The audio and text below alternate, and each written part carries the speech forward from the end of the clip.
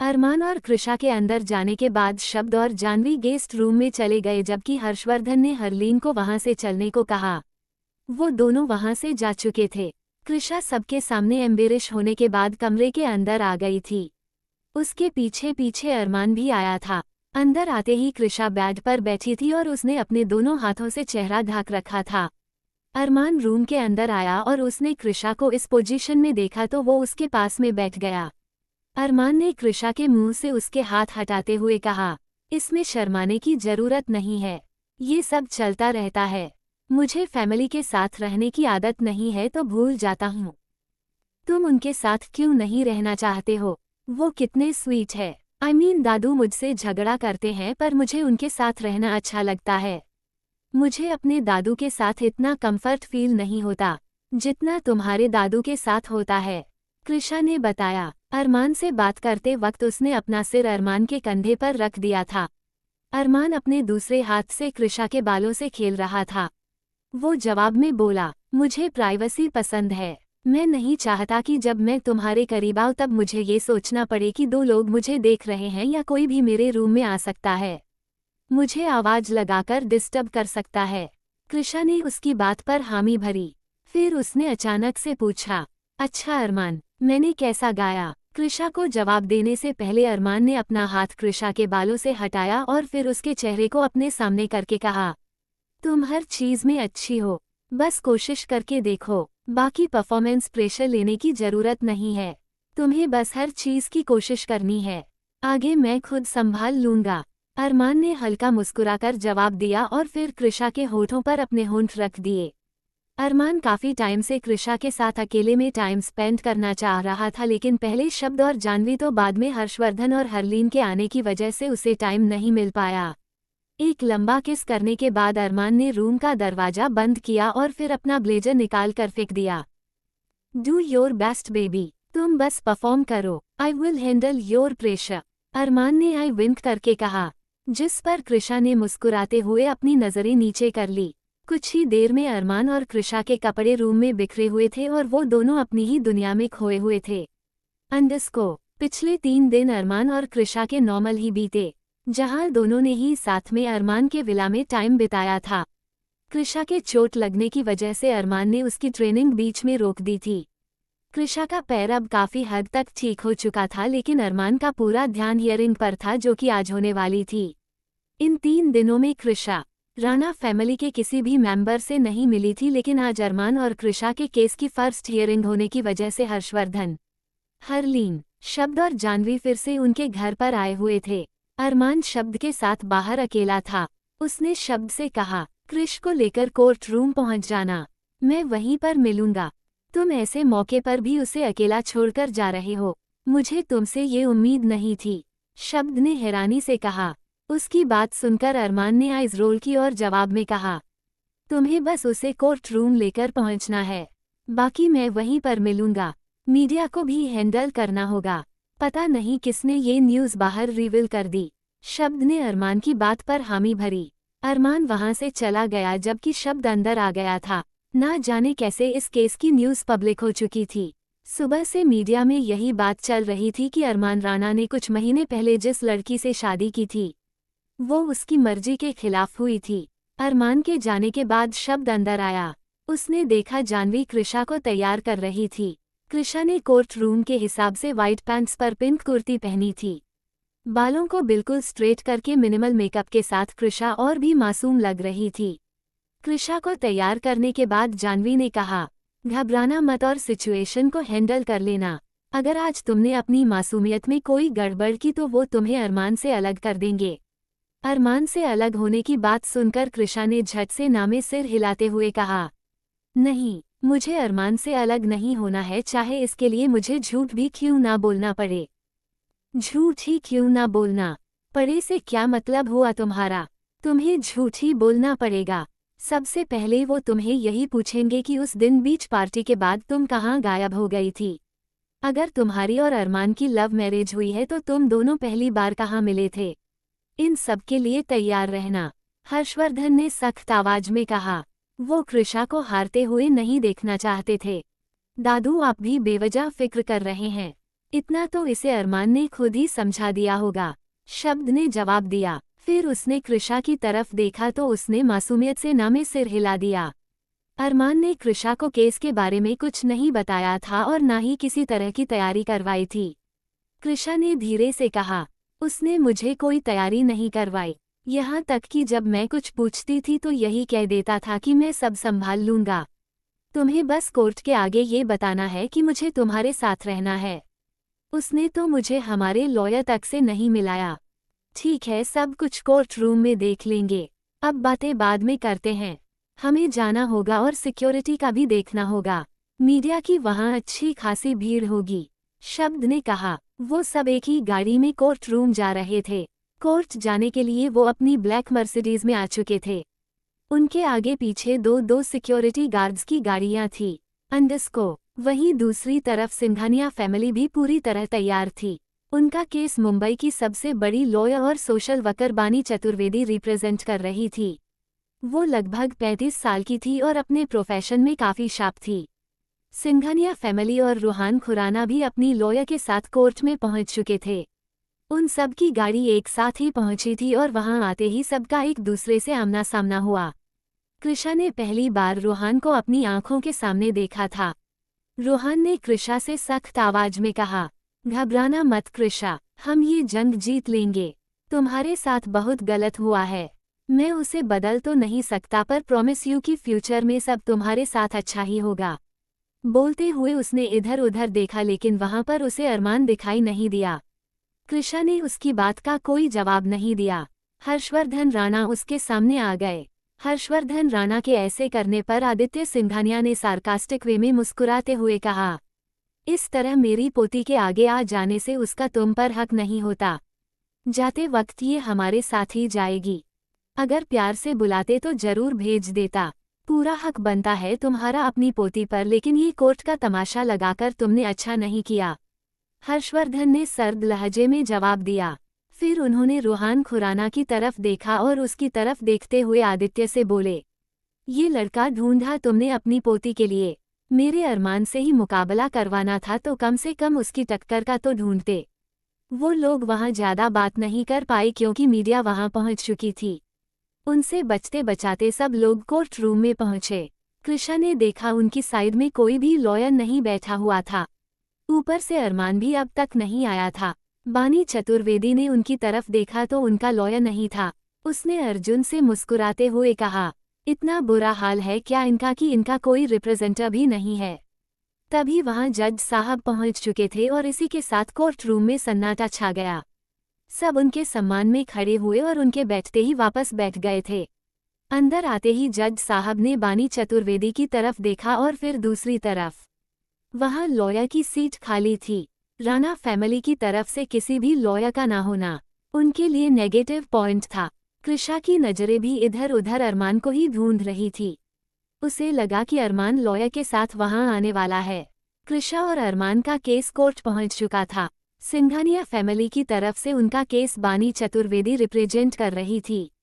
जज साहब court room में आ चुके थे लेकिन राणा फैमिली की तरफ से अभी तक कोई लॉयर नहीं आया था। कृषा को अंदर ही अंदर बहुत घबराहट महसूस हो रही थी क्योंकि ना तो उनका लॉयर आया था और ना ही अरमान। अपोजिट पार्टी का कोई लॉयर न होने का फायदा उठाते हुए बानी चतुर्वेदी खड़ी हुई। पहले वो जज के सम्मान में थोड़ा झुकी और फिर गर्दन सीधी करके सधे हुए लहजे में बोली, मैं आज यहाँ रूहान खुराना की तरफ से इस केस को डिफेंड कर रही हूँ। केस के बारे में आपको क्या बताऊँ योरोना, यहाँ तो मेरे खिलाफ लड़ने के लिए कोई लॉयर ही नहीं है। जज ने उनकी बात पर हाँ में सिर हिलाया और फिर राणा फैमिली की तरफ देखकर पूछा, क्या आपने अपने लिए कोई वकील हायर नहीं किया या फिर उन्हें आने में देर हो रही है? देखिए ये कोर्ट की बेइज्जती है। उन्हें मेरे आने से पहले यहाँ प्रेजेंट रहना जरूरी है। कोई कुछ कहता उससे पहले कोर्ट रूम के दरवाजे पर एक सख्त आवाज आई। वो अरमान था और अंदर आते हुए बोला, सॉरी योर ऑनर, मुझे आने में देर हो गई। कृषा ने मुड़कर देखा तो अरमान ने फॉर्मल ड्रेस पहनी थी और ऊपर लॉयर का कोट पहन रखा था। उसने एक फाइल जज के सामने खड़े आदमी को पकड़ाते हुए कहा, ये मेरा वकालतनामा है, इस केस को मैं ही रिप्रेजेंट कर रहा हूँ। अरमान को देखकर जज ने मुस्कुराहट दी और फिर सिर हिलाकर कहा, वकालतनामे की कोई जरूरत नहीं है मिस्टर राणा। मैं आपको जानता हूँ, लेकिन आपको इस छोटे से केस को प्रेजेंट करने की क्या जरूरत पड़ गई? जरूरत पड़ गई मी लॉर्ड, क्योंकि ये केस मेरे ही खिलाफ हुआ है। अरमान ने उनकी तरफ देखकर कहा तो जज भी हैरान रह गया। फिर उसने बानी चतुर्वेदी की तरफ देखा, जो हैरानी से इस पूरे सीन को देख रही थी। उसे नहीं पता था कि अरमान एक लॉयर निकलेगा। सिंघानिया फैमिली भी इससे अनजान थी। अरमान को जज के साथ इतना घुलते मिलते देख रोहान ने धीरे से अर्जुन से कहा, कहीं ऐसा तो नहीं कि ये जज इससे मिला हुआ है? अगर है भी तो भी कोई फर्क नहीं पड़ेगा। हमारे पास सबूत है और ये हमारे सबूतों को नहीं झूठला सकता। अर्जुन ने जवाब दिया। वो दोनों बातें करने में लगे थे, तभी सामने से जज साहब की तेज आवाज आई। You may proceed your case. Bani Chaturvedi आगे आए और केस के बारे में बताते हुए बोली, मैं यहाँ मिस्टर रोहान खुराना की तरफ से केस को प्रेजेंट कर रही हूँ, जो कि मिस्टर अरमान राणा के खिलाफ है। मिस्टर राणा ने मेरे क्लाइंट मिस्टर खुराना की पत्नी को जबरदस्ती किडनैप किया और फिर उनसे शादी कर ली। मैंने केस फाइल के साथ इनका मैरिज रजिस्ट्रेशन डॉक्यूमेंट लगाए हैं। आप चेक कर सकते हैं। मिस्टर राणा और कृषा खुराना की शादी लगभग 3 महीने पहले हुई थी, जबकि मेरे क्लाइंट और उनकी वाइफ की शादी आज से 2 साल पहले हो चुकी थी। पूरी बात सुनने के बाद जज साहब ने सारे पेपर्स देखे। पेपर बिल्कुल सही थे। जज साहब ने अरमान की तरफ देखकर कहा, आप इस मामले में कुछ कहना चाहते हैं? अरमान अपनी जगह से खड़ा हुआ और आगे आते हुए बोला, इनकी शादी का एकमात्र सबूत ये पेपर है, जो कि झूठा भी हो सकता है। अरमान बोल रहा था, तभी बानी ने उसकी बात बीच में काटते हुए कहा, आप इस तरह किसी की शादी को झूठला नहीं सकते मिस्टर राणा। कहने को तो आपकी शादी भी झूठी हो सकती है। आपने अब तक अपनी शादी रजिस्टर क्यों नहीं की? क्या मैं इसका कारण जान सकती हूँ? बानी चतुर्वेदी की बात सुनकर अरमान के फेस पर इविल स्माइल थी। उसने उसकी तरफ देखकर कहा, मैं अपनी वाइफ को यहाँ विटनेस बॉक्स में बुलाता हूँ। वो बता देती कि किसकी शादी सच्ची है या किसकी झूठी। हो सकता है वो आपसे डर रही होगी। वैसे भी आपने उसे किडनैप करके उससे शादी की थी। बानी ने कंधे उचकाते हुए जवाब दिया। अरमान ने सर्द निगाहों से बानी की तरफ देखकर कहा, सोच समझकर बात कीजिए मिस चतुर्वेदी। मैं आप पर डिफेमेशन का केस भी कर सकता हूँ। आप इस वक्त एक इंटरनेशनल लॉयर के सामने खड़ी है। जज साहब ने बीच में इंटरप्ट करते हुए कहा, mind your language miss Chaturvedi. आप बिना किसी सबूत के किसी के ऊपर इस तरह इल्जाम नहीं लगा सकती। बानी ने अपने किए पर अरमान को सॉरी बोला और फिर जज साहब से कहा, मुझे कृषा खुराना को विटनेस बॉक्स में बुलाकर उनसे कुछ सवाल पूछने हैं। बानी बार बार कृषा को कृषा खुराना कहकर बुला रही थी। ये बात अरमान को बिल्कुल अच्छी नहीं लगी। वो फिर से बीच में इंटरप्ट करते हुए बोला, I again Warne you miss Chaturvedi, hold your language. मेरी वाइफ को आप कृषा खुराना करके इंट्रोड्यूस नहीं कर सकती। She is Krisha Rana now. बानी ने उसकी बात को इग्नोर कर दिया। कृषा विटनेस बॉक्स में आई और आते ही उसने अरमान की तरफ देखा। अरमान ने उसे आंखों ही आंखों में शांत रहने को कहा। कृषा के विटनेस बॉक्स में आते ही उसे सबसे पहले सच बोलने की शपथ दिलवाई गई। उसके ऐसा करते ही बानी उसके पास आई और कृषा से अपना पहला सवाल पूछते हुए बोली, आप यहाँ बिना किसी डर के अपनी बात रख सकती हैं। कुछ भी कहने से पहले ये बात याद रखिएगा कि आपने सच बोलने की कसम खाई है। क्या इस इंसान ने आपको मजबूर किया था शादी करने के लिए? कुछ भी कहने से पहले कृषा ने अरमान की तरफ देखा और फिर ना में सिर हिला दिया। बानी कृषा की हर एक हरकत को नोटिस कर रही थी। वो बार बार अरमान की तरफ देख रही थी तो बानी ने सख्त आवाज में कहा, मैंने आपसे कहा कि आपको किसी से डरने की जरूरत नहीं है। आप फिर बार बार मिस्टर राणा की तरफ क्यों देख रही है? क्या ये आपको किसी तरह से ब्लैकमेल कर रहे हैं या आपको डर लग रहा है कि अगर आपने इसके खिलाफ सच बोल दिया तो घर जाकर ये आपके साथ मारपीट करेंगे या ऐसा ही कुछ और? बानी की बात सुनकर कृषा को गुस्सा आ गया। वो इरिटेट होकर बोली, आप बार बार मुझे अरमान के खिलाफ भला बुरा क्यों बोल रही हो? मेरी पहले किसी से शादी नहीं हुई थी। आप जिस इंसान की पत्नी कहकर मुझे बुला रही है, मैंने उसे कोर्ट रूम से पहले आज तक देखा तक नहीं। जज साहब, इन्हें ऐसा कहने के लिए मजबूर किया जा रहा है। यह मेरे सवाल का जवाब भी नहीं दे रही कि अरमान राणा ने इनके साथ जबरदस्ती शादी की थी या नहीं। ये आपको सच नहीं बता रही, लेकिन मैं बता देती हूँ। आज से लगभग 3 से 4 महीने पहले कृषा सिंघानिया एक बीच पार्टी पर गई थी, जहाँ से अरमान और उसके आदमियों ने उसे किडनैप किया। उसे लगभग 10 दिनों तक अपने घर लंदन में रखा और फिर अपने पास मुंबई लेकर आ गया। वहीं पर उसने कृषा सिंघानिया से शादी की थी। शादी के बाद इन्होंने एक प्रेस कॉन्फ्रेंस रखी थी, जिसके बाद ये शादी पब्लिक की गई थी।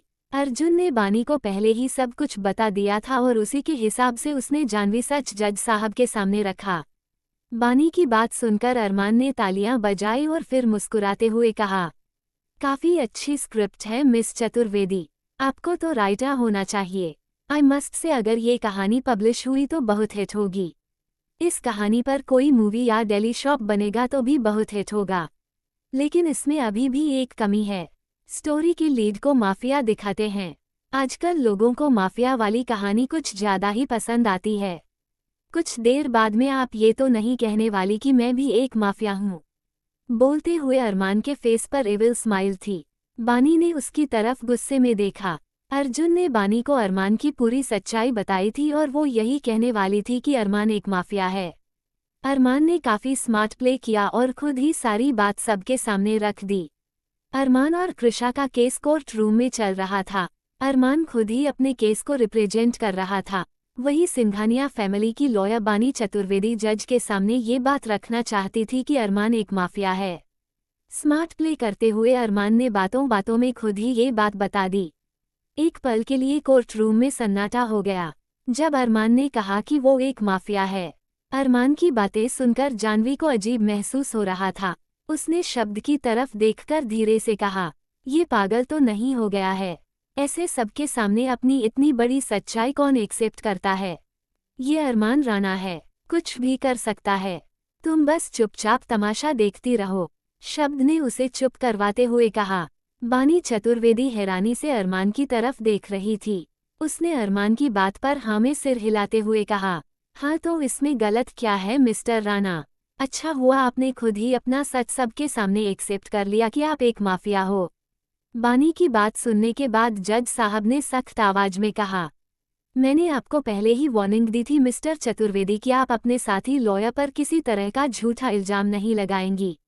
मैं इनसे पहले भी मिल चुका हूं और ये एक बहुत बड़े और नामी वकील हैं। आप इस तरह इन पर इल्जाम कैसे लगा सकती हैं?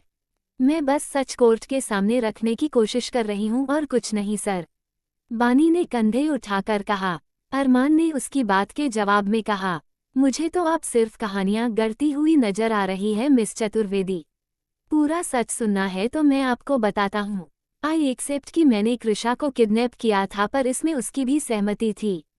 हम दोनों एक दूसरे से प्यार करते थे और इसका भाई जबरदस्ती इसकी शादी अपने दोस्त के साथ करवाना चाहता था।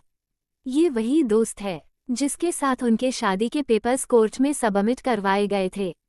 कृषा आज से पहले इससे मिली तक नहीं। इसने मुझे जानवी सच बताया तो मैंने इसे बीच पार्टी से अपने पास बुला लिया। हम कुछ दिनों तक अपने लंदन वाले घर में रहे और फिर हमने शादी कर ली। इसके घर वाले शादी से खुश नहीं है, इसलिए उन्होंने मेरे खिलाफ केस कर दिया। अरमान ने अपनी तरफ से बनाई हुई कहानी जज साहब के सामने रखी। फिर उसने कृषा की तरफ देखकर मुस्कुराते हुए कहा, ऐसा ही है ना मिसेज राणा? कृषा ने मुस्कुराते हुए हामी भरी और फिर कहा, ये सच बोल रहे हैं। हम दोनों एक दूसरे से पहले से प्यार करते थे। आप झूठ बोल रही हैं मिस कृषा सिंघानिया। अब तो मिस्टर राणा से पहले मिली तक नहीं थी, फिर प्यार कैसे हो गया? चलिए बताए, आपकी पहली मीटिंग कहाँ और कब हुई थी? बानी जानती थी कि वो अरमान से आसानी से जीत नहीं पाएगी, तो उसने कृषा को टारगेट किया। वो कृषा को जानबूझकर अपने सवालों के जाल में फंसा रही थी। कृषा उसकी तरफ देखकर मुस्कुराए और जवाब में कहा, मुझे ठीक से याद नहीं है क्योंकि हम दोनों एक दूसरे को काफी टाइम से जानते हैं। मेरे दादू और इसके दादू फ्रेंड्स थे, फिर उनके बीच में मिसअंडरस्टैंडिंग क्रिएट हो गई और हमारी फैमिलीज एक दूसरे से दूर हो गई। हम दोनों फिर भी टच में रहते थे। बचपन की दोस्ती कब प्यार में बदल गई पता नहीं चला।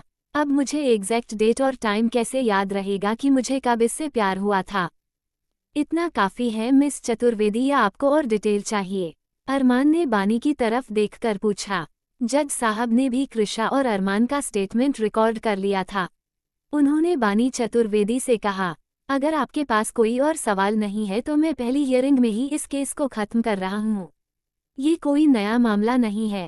पहले भी इस तरह के केस कोर्ट में आ चुके हैं, जहां लड़की के घर वाले शादी के लिए तैयार नहीं होते तो लड़के पर जबरदस्ती शादी करने का केस कर देते हैं। और इस तरह की मैरिज सर्टिफिकेट तो कहीं पर भी बन सकते हैं। लेकिन ये सर्टिफिकेट रियल है सर, आप इसकी जांच करवा सकते हैं। बानी ने सिर हिलाकर कहा। मिस चतुर्वेदी बिल्कुल ठीक कह रही है सर, हमें इस मैरिज सर्टिफिकेट की जांच करनी चाहिए और इसके तह तक पहुंचना चाहिए। मैं खुद चाहता हूं इसकी जांच हो। इस तरह के फॉल्स सर्टिफिकेट आगे से कोर्ट में सबमिट न किए जाएं। अरमान ने बानी की हाँ में हाँ मिलाते हुए कहा, जिस पर वहां बैठे सभी लोगों को हैरानी हुई। वो ऐसा इसलिए कर रहा था क्योंकि उसे हियरिंग को आगे बढ़ाना था और वही हुआ। जज साहब ने अरमान की बात पर हामी भरी और फिर मैरिज सर्टिफिकेट को जांच के लिए भिजवा दिया। उन्हें 1 हफ्ते बाद की नेक्स्ट डेट मिली थी। जज साहब के जाने के बाद कृषा जल्दी से अरमान के पास आई और उसके गले लग गई। उसने धीरे से कहा, तुम इतना लेट क्यों आए? मैं घबरा गई थी और तुम लॉयर कब बने? कृषा काफी हड़बड़ाहट में थी। उसने ये भी ध्यान नहीं दिया कि उसके घर वाले उसे अरमान के इस तरह गले लगाकर देखते हुए खुश नहीं थे। भले ही कृषा की नज़रें अपनी फैमिली पर ना गई हो लेकिन अरमान की चली गई थी। वो कृषा को सहलाते हुए जानबूझकर तेज आवाज में बोला, कोई बात नहीं बेबी, आने में थोड़ा टाइम लग गया, इसका मतलब ये नहीं तुम्हें अकेला छोड़ दूंगा। कृषा को अरमान के गले लगे देखकर रूहान ने गुस्से में मुट्ठियां बांध ली। वो बाहर जाने लगा तभी अर्जुन ने उसे रोका। बानी चतुर्वेदी वहां से चली गई थी। हमें यहाँ से चलना चाहिए अरमान, बाकी की बातें घर पर करेंगे, हर्षवर्धन राणा ने तेज आवाज में कहा। तब कृषा का ध्यान टूटा और वो अरमान से तुरंत अलग हो गई। हाँ चलते हैं दादू, पहले ससुराल वालों से बात तो कर लूं, नहीं वो इस बात को लेकर नाराज ना हो जाए कि उनका दामाद उन्हें ईगो दिखा रहा है। अरमान ने तिरछी मुस्कुराहट देते हुए कहा और फिर कृषा का हाथ पकड़कर मिस्टर सिंघानिया के पास आया। कृषा अपने दादू से गले लगा चाहती थी लेकिन अरमान ने उसका हाथ कसकर पकड़ रखा था और उसे आगे नहीं जाने दिया। अरमान उनके गले लगने के बहाने पास आया और फिर धीरे से कहा, 1 हफ्ता काफी होगा ना ऑस्ट्रेलिया जाकर वापस आने में?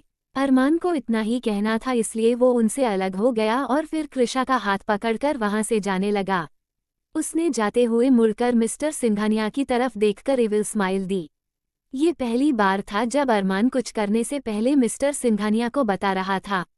ऑस्ट्रेलिया का नाम सुनकर मिस्टर आदित्य सिंघानिया भी समझ गए थे कि अरमान का अगला निशाना चौथा पड़ाव है। अरमान और कृषा के केस की पहली हियरिंग खत्म हो चुकी थी। आदित्य सिंघानिया से मिलने के बहाने अरमान उनके पास आया और उन्हें चौथे पड़ाव पर जाने की बात कही। अरमान ने ये इशारे में कहा था लेकिन आदित्य सिंघानिया सब समझ गए। अरमान उनसे अलग होकर कृषा के साथ बाहर जाने लगा जबकि वो हैरानी से उसकी तरफ देख रहे थे। आदित्य सिंघानिया ने अमृता की तरफ देखा और धीरे से कहा, मुझे चौथे पड़ाव की सिक्योरिटी को लेकर कोई कॉम्प्रोमाइज नहीं चाहिए। ब्रेड को बोलो उससे नहीं हो रहा है तो किसी और को हायर कर ले। मैं अब अपने चौथे पड़ाव को नहीं खोना चाहता हूँ। बोलते हुए उनकी आवाज काफी सख्त थी। अमृता ने उनकी तरफ देखा और जवाब में कहा, आप खामखा ज्यादा सोच रहे हैं, वो इतनी जल्दी एक्शन नहीं लेगा। ऊपर से ये कोर्ट केस भी चल रहा है और फोर्थ स्टेप इतना आसान नहीं है कि वो कभी भी मुंह उठाकर वहां चला जाए। अमृता ने उन्हें समझाने की कोशिश की लेकिन आदित्य सिंघानिया किसी की सुनने को तैयार नहीं थे। वो पहले ही अपने 3 पड़ावों को खो चुके थे। आदित्य ने नामे सिर हिलाया और कहा, उसने ये बात मेरे कान में आकर कही है कि वो ऑस्ट्रेलिया जाने वाला है। तुम उसे कम मत समझो, वो डेविल है। वो सच का डेविल है और किसी को नहीं बख्शने वाला। ठीक है, मैं खुद जाकर ब्रैड से बात कर लूंगी, आप चिंता मत कीजिए। चौथे पड़ाव की सिक्योरिटी को तोड़ पाना इतना आसान नहीं है, अमृता ने जवाब दिया और फिर वो दोनों वहां से निकल गए। आदित्य सिंघानिया और अमृता के जाने के बाद अर्जुन और रूहान भी अपनी गाड़ी में चले गए। वहीं अरमान कृषा को लेकर अपने घर आ चुका था। उसकी बाकी फैमिली राणा मेंशन चली गई थी। अपने विला में आते ही अरमान ने कृषा से कहा, तुमने सब कुछ काफी स्मार्टली हैंडल किया। मुझे लगा तुम घबरा जाओगी। तुम वहां मेरे साथ थे तो घबराने का सवाल ही पैदा नहीं होता। कृषा ने मुस्कुराकर जवाब दिया। अरमान से बात करते हुए अचानक उसकी आंखों के सामने रूहान खुराना का चेहरा घूम गया। कृषा ने अरमान की तरफ देखकर सीरियस टोन में कहा, मैंने आज रूहान खुराना को गौर से देखा था। मुझे वो अच्छा नहीं लगा। मुझे उसके पास नहीं जाना। तुम्हारे साथ ही रहना है। कृषा की बातें सुनकर अरमान के चेहरे के भाव सर्द होने लगे। वो उसी लहजे में बोला, What do you mean तुम्हें वो अच्छा नहीं लगा? अगर तुम्हें अच्छा लग जाता तो तुम क्या उसके साथ चली जाती? वैसे भी मेरे जैसा लड़का तुम्हें इस पूरी दुनिया में नहीं मिलेगा। अरे तुम मुझे गलत समझ रहे हो। मैं बस ये कहना चाहती हूँ कि मुझे रूहान खुराना के पास नहीं जाना। कृषा ने अपनी सफाई देते हुए कहा। अरमान ने कृषा को कमर से कसकर पकड़ा और अपने करीब करते हुए कहा, आज के बाद तुम्हारी जुबान पर मेरे अलावा किसी और का नाम नहीं होना चाहिए। मैंने जानबूझकर इस केस को अगली हियरिंग तक खींचा है। नेक्स्ट हियरिंग में केस खींचने का काम तुम्हारा होगा। मुझे इस केस के खत्म होने से पहले माफिया किंग बनना है और फिर आदित्य सिंघानिया को अच्छे से जवाब देना है। इस बार अरमान कृषा को प्यार से नहीं बल्कि गुस्से में सब बता रहा था। गुस्से में अरमान की उंगलियां कृषा की कमर पर कसती जा रही थी। कृषा ने बिना कुछ कहे हाँ में सिर हिलाया और फिर धीरे से कहा, अरमान मुझे दर्द हो रहा है। प्लीज थोड़ा धीरे से पकड़ लो। तुम्हें मेरी हरकतों से दर्द होता है कृष और मुझे तुम्हारी बातों से। तुम उस रूहान खुराना के पास जाने के बारे में सोच भी कैसे सकती हो? मैंने तुम्हें पाने के लिए इतनी मेहनत की है उसका क्या? अरमान ने गुस्से में जवाब दिया और फिर कृषा को एक झटके में छोड़ दिया। वो वहां से जाने लगा तभी कृषा दौड़कर उसके पीछे गई और अरमान का हाथ पकड़कर कहा, I am so sorry. Please मुझ पर गुस्सा मत करो। आई प्रॉमिस आगे से मैं उसका नाम नहीं लूंगी और उसके बारे में सोचूंगी भी नहीं। प्लीज इस बात के लिए माफ कर दो। कृषा अरमान को गुस्सा नहीं दिलाना चाहती थी इसलिए वो तुरंत उसके गले लग गई। अरमान के हाथ अभी भी नीचे थे। उसने बिना किसी भाव के कहा, एक बात हमेशा याद रखना कृष, मैं तुम्हारे साथ रहूं या ना रहूं लेकिन तुम्हें किसी और के करीब जाने का हक नहीं है। अरमान ने कृषा को खुद से अलग किया और फिर वहां से चला गया। अरमान के नाराज होने पर कृषा का मूड ऑफ हो गया था। उसकी कोशिश करने के बावजूद अरमान का गुस्सा शांत नहीं हुआ था। कृषा ने परेशानी में अपने सिर पर हल्का सा मारते हुए कहा, मैं भी ना बिल्कुल बेवकूफ़ हूँ। कुछ समझ नहीं आता कहाँ क्या बोलना चाहिए। यहाँ अरमान मेरे लिए इतना सब कुछ कर रहा है और मैं हूँ कि रूहान खुराना के बारे में सोच रही हूँ, पर वो नाम मेरे मन में अचानक से स्टक कर गया। इसमें मेरी क्या गलती है? मुझे ऐसा लगता है जैसे मैं उससे पहले से जानती हूँ लेकिन मुझे याद क्यों नहीं आ रहा। कृषा रूहान के बारे में सोचने की कोशिश कर रही थी। वही रूहान इस वक्त अर्जुन के साथ था। दोनों गाड़ी में थे और सिंघानिया मेंशन जा रहे थे। कभी ना कभी तो उसे सच का पता लगा ही है। तुम उसे पहले क्यों नहीं बता देते? रूहान ने परेशान चेहरे के साथ कहा। अर्जुन गाड़ी ड्राइव कर रहा था। रूहान की बात सुनने के बाद उसने आइज रोल करके कहा, बताने से कौन सा सच बदल जाएगा रूहान? तुम खुद मुझे ये बात अब बता रहे हो कि तुम सीक्रेटली कृषा को प्रोटेक्ट करते थे और उससे पहले भी मिल चुके हो। दुआ करो कि कृषा को कुछ याद ना आए। लेकिन मैंने ज्यादा कुछ नहीं किया। उसके पीछे एक लड़का था। उसे ही समझा बूझाकर उसके पीछे जाने से रोका था। इस चक्कर में हम पहले टकरा गए तो क्या हुआ? वैसे भी मैं उसके हस्बैंड की तरह नहीं हूँ जो उस आदमी को मारकर अपने रास्ते से हटाऊं। मैंने उसे काफी अच्छे तरीके से समझाया था। रूहान ने अपनी तरफ से सफाई देने की कोशिश की। उसकी बातें सुनकर अर्जुन ने सिर हिलाया और कहा, हाँ, और बाद में उस लड़के की बहुत बुरी तरह से मौत हुई थी। देखो रूहान, जो भी हुआ उसके बारे में कृषा को ना पता चले तभी अच्छा है, वरना वो यही समझेगी कि तुम्हें और अरमान राणा में कोई फर्क नहीं है। अब मुझे इस बारे में बात नहीं करनी है तो अपना मुंह बंद रखो। रूहान ने उसकी बात पर हामी भरी और आगे कुछ नहीं कहा। उसका ध्यान गाड़ी से बाहर की तरफ था और मन में काफी सारे ख्याल चल रहे थे। मैं इतनी आसानी से अपना सच उसके आगे नहीं आने दूंगा। हाँ, मैंने मारा था उस लड़के को और एक दिन अरमान राणा को भी मारूंगा। मैं उसे मारूं या ना मारूं लेकिन कृषा को उससे छीन कर रहूंगा। सोचते वक्त रूहान के चेहरे के एक्सप्रेशन सर्द होने लगे। अब उसके चेहरे पर गुस्से के बजाय नफरत थी। रूहान और अर्जुन सिंघानिया घर जा रहे थे। रूहान कृषा से पहले भी मिल चुका था पर ये बात कृषा को याद नहीं आ रही थी। रोहन इस बारे में अच्छे से जानता था और उसने अर्जुन को भी इसके बारे में बताया। पूरी बात जानने के बाद अर्जुन ने रोहन को चुप रहने के लिए कहा। वहीं दूसरी तरफ अरमान कृषा से बात करने के बाद उससे नाराज हो गया था।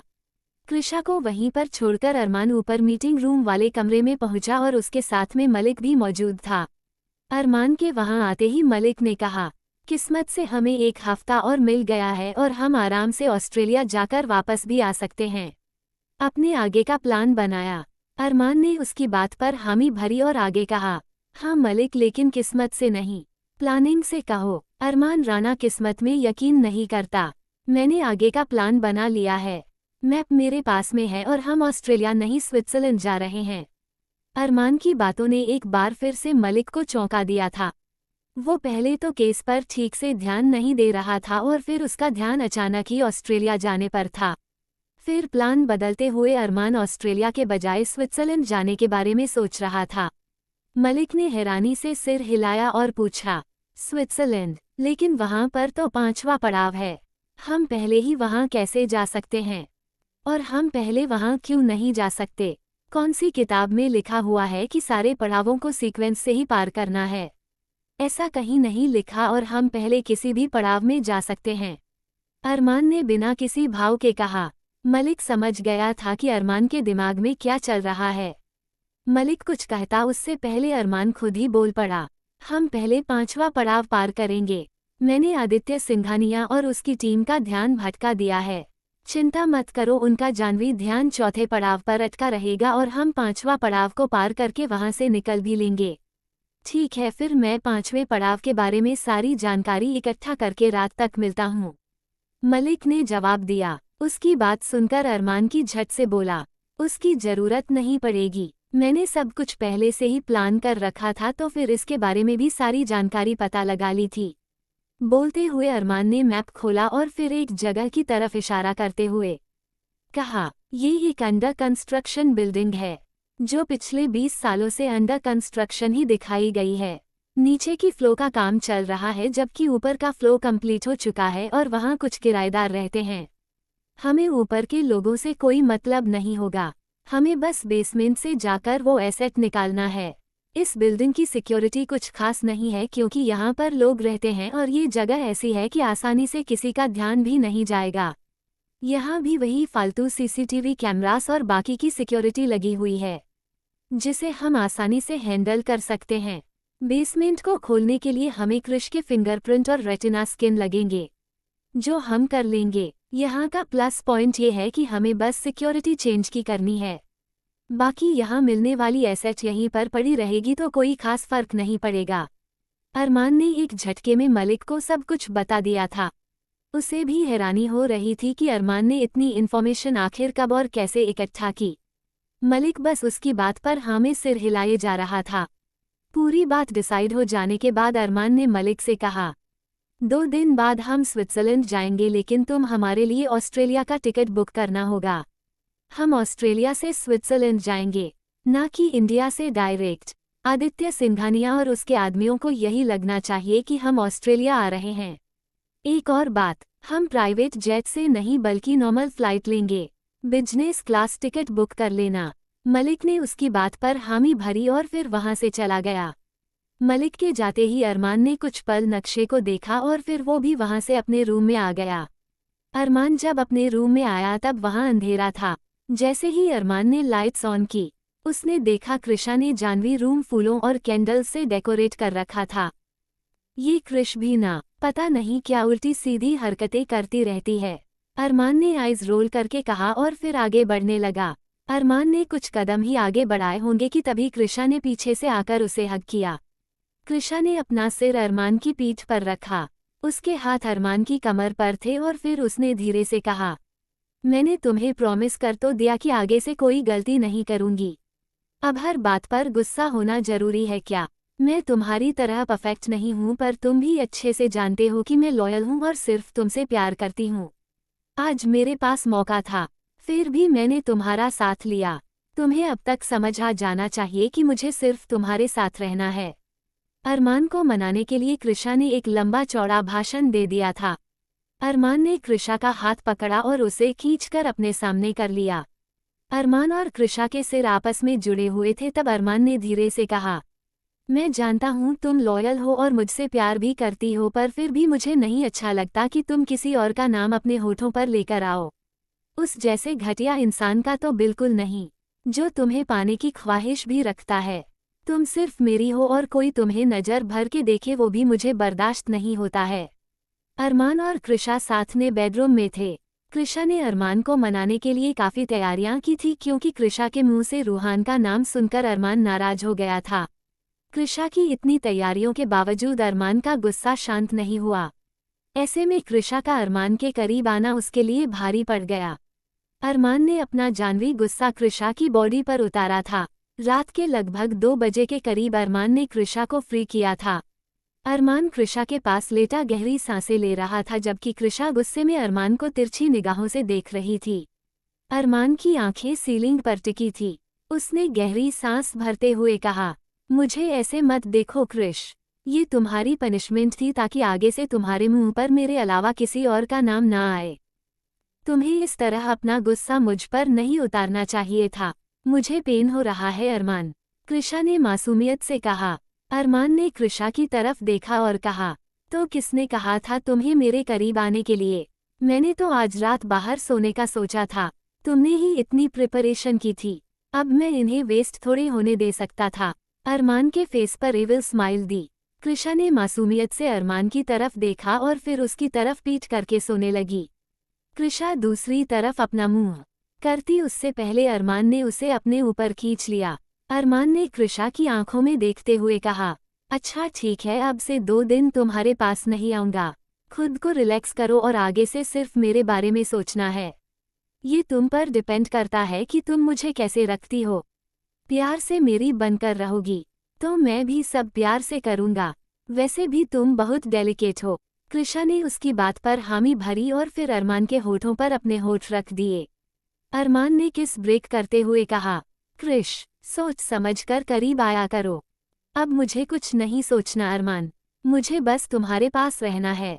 कृषा ने जवाब दिया और फिर से अरमान को किस करने लगी। अंडस्को दूसरी तरफ शब्द और जानवी राणा मेंशन में थे। जब से वो दोनों यहाँ रहने आए थे, अलग अलग रूम में थे। रात के लगभग 3 बजे के करीब जानवी की नींद टूटी। उसे रूम में अकेले बिल्कुल अच्छा नहीं लग रहा था।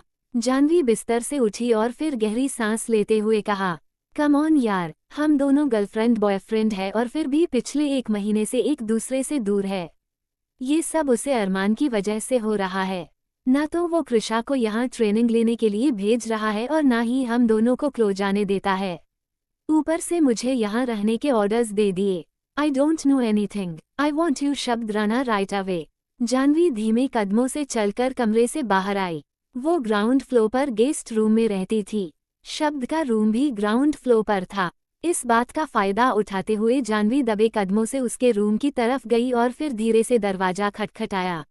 शब्द गहरी नींद में था, इस वजह से उसे दरवाजे की आवाज़ सुनाई नहीं दी। शब्द के दरवाजा नहीं खोलने पर जानवी इरिटेट होकर बोली, मैं कैसे भूल गई कि मैं इस वक्त दी ग्रेट शब्द राणा को उठाने के लिए आई हूँ। उसे अपनी नींद दुनिया में सबसे प्यारी है और उसके सिर पर बॉम्ब ब्लास्ट भी हो जाएगा फिर भी वो नहीं उठने वाला। जानवी ने अपना मोबाइल निकाला और फिर शब्द को कॉल करने लगी। 1-2 रिंग बजने के बाद शब्द को कॉल पिक करना ही पड़ा। शब्द ने कॉल रिसीव करके अधखुली आंखों से कहा, क्या हुआ जानवी, आधी रात को क्यों डिस्टर्ब कर रही हो? तुम्हें नींद नहीं आ रही है तो म्यूजिक सुन लो या फिर नींद की दवाई ले लो। मेरी नींद क्यों डिस्टर्ब कर रही हो? मैं तुम्हारे रूम के बाहर खड़ी हूँ। चुपचाप दरवाजा खोलो और मुझे अंदर आने दो।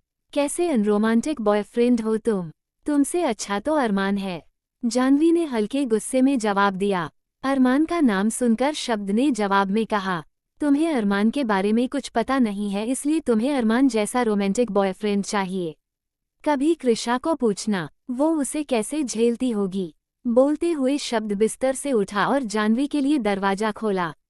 जानवी ने अंदर आते ही फिर से डोर बंद कर दिया और फिर शब्द के गले लग गई। I missed you so much.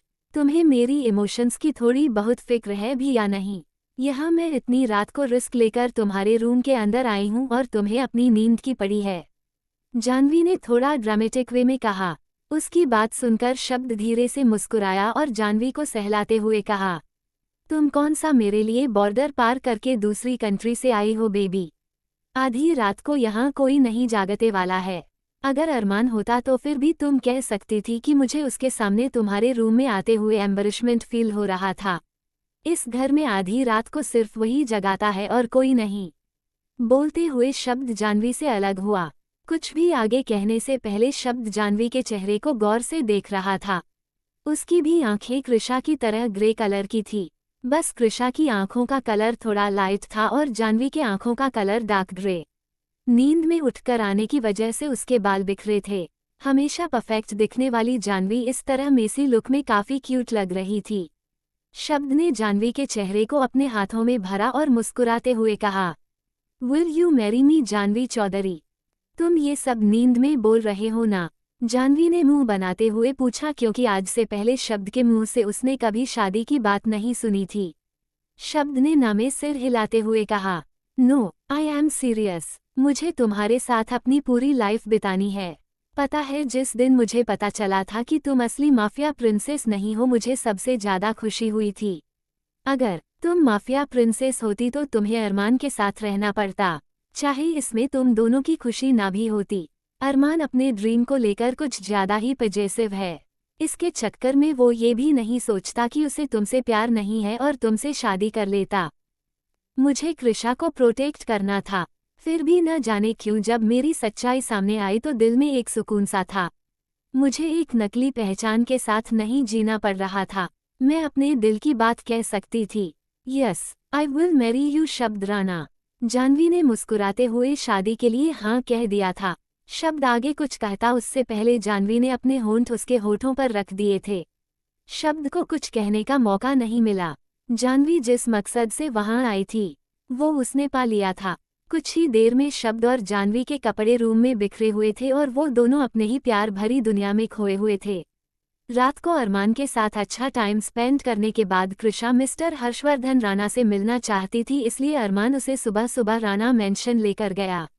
वो जानबूझकर उसे ब्रेकफास्ट के टाइम लेकर गया था क्योंकि उस वक्त पूरी फैमिली ब्रेकफास्ट टेबल पर होती थी। वही रात को शब्द ने जानवी को प्रपोज किया था। जानवी ने उसे शादी के लिए हाँ कह दिया था और अब यही बात वो दोनों घर वालों के सामने रखना चाहते थे। ब्रेकफास्ट टेबल पर सबके आते ही शब्द ने जानवी का हाथ पकड़ा और खड़े होकर कहा, मुझे आप सब से जरूरी बात करनी है। मैंने अपनी लाइफ को लेकर एक बड़ा डिसीजन लिया है। शब्द अपनी बात पूरी करता तभी अरमान कृषा के साथ वहां पहुंचा। उसने अंदर आते हुए तेज आवाज में कहा, मेरे माफिया किंग बनने से पहले तुम जानवी से शादी नहीं कर सकते हो शब्द राणा। शब्द ने अपनी बात कहीं भी नहीं थी और अरमान समझ गया था। हर कोई हैरानी से अरमान की तरफ देख रहा था और फिर शब्द की तरफ।